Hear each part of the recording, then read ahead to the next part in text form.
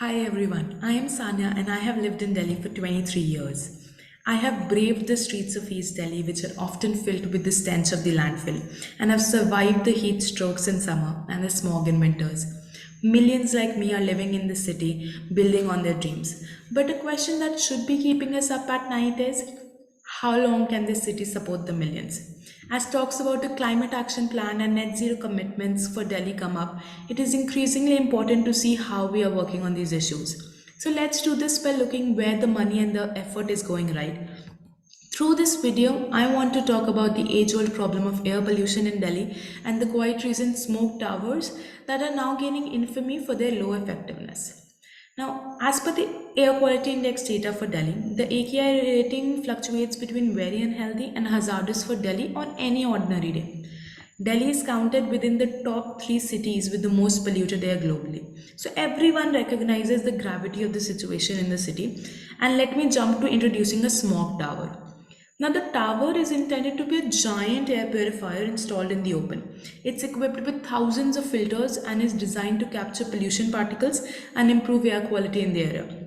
Now, there are two main towers in Delhi, in CP and Anand Vihar, inaugurated in 2021. It took 20 crores to build each tower and takes 1.5 crores approximately per year for maintenance. So, at a cost of 40 crores of public money, the area affected by the two towers is approximately a kilometer long radius. Not enough for the whole Delhi. What's interesting is that the Delhi Pollution Control Committee, DPCC, has come out in November 2023 to say that smog towers are ineffective at controlling air pollution. They have just admitted it. This claim is backed by data from air quality monitoring stations near the towers and a report by IIT Bombay. Also, before this report came out, it also came out that two towers have been lying defunct for the past 6 to 7 months. Reasons were ranging from non payment of salaries to the chief just admitting that they are ineffective, so they should not be run. Now, evaluating the towers from a cost perspective, DPCC says that Delhi needs 48,000 such towers to effectively deliver clean air to everyone in Delhi.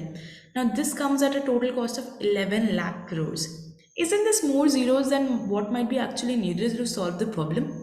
And if I consider efficiency, there was a win. The area within 100 meters of the Anand Vihar Tower saw a fall of PM 2.5 by 17% in November 22. However, this does not seem very sufficient. Further, a team of researchers at IIT Bombay recently examined the tower operating in Connaught Place and had found that it cleans air with 50% efficiency that drops to just 30% at a distance of 50 meters from the tower.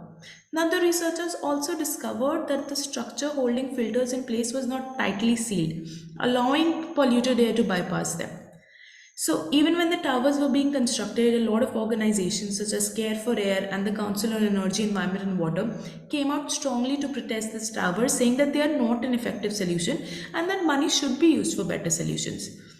So, if in terms of money and effectiveness, the smog towers do not make much sense, why did this Delhi and central governments want that? Now, in a judgment in November 2019, the Supreme Court noted that Delhi was no longer livable and had become worse than Narak, which literally translates to hell.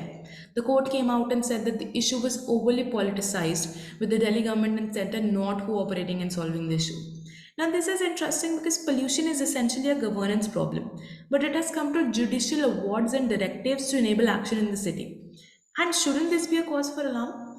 Anyway, the Supreme Court bench ordered to install smog towers in the city. However, it also said that there was no need for testing and it should be made operational. Now, the court suggested these measures for experimentation because this has already been done in China and successfully so, as noted by the court. However, no scientific papers or recent press coverage talks about the effectiveness of the two towers in China. To give a little background, in 2018, the Chinese government set up the world's largest air purifier in the city of Xi'an. It was 100 meters tall and capable of producing more than 10 million cubic meters of clean energy per day. During the early days, it was discovered that the level of PM 2.5 fell 15% during times of heavy pollution compared to average. Now, this is effective within an area of 10 square kilometers. But to benchmark it, the city of Xi'an's area is 10,097 square kilometers, so very small area is covered. Another project was similarly set up in Beijing 2016, and now there are reports that this tower is used more for awareness than actual results. So, more than just effectiveness, there are a lot of issues at large that crop up when you consider this solution. First of all, this is a solution not targeting pollution at source. You are spending money at not eliminating the problem, rather just solving for issues temporarily. Second, is this a direction towards putting a price on air? One of the engineers on the CP Tower project for Delhi admitted that this is not to effectively solve for Delhi entirely, but to create clean air zones. But exclusive clean air zones actually worsens the equity problem in the state, right? Higher income classes would be able to live in these zones with the poor slum dwellers left to fend for themselves and add air as a category in their monthly budgets. Can this eventually become election propaganda? That's also a question we should be asking. Lastly, now that we have the infrastructure and DPCC feels that running it is a waste of money, what will we do with the towers? Will they eventually end up becoming symbols of awareness like the Beijing Tower in China? Such stopgap solutions will do little to tackle the problem completely. Air pollution for Delhi is a result of vehicle emissions, industrial emissions, stubble burning, etc. And it would seem that the 40 crores that went into building these towers could have been better spent on building the bus transport or for farmer awareness for stubble burning. Thank you.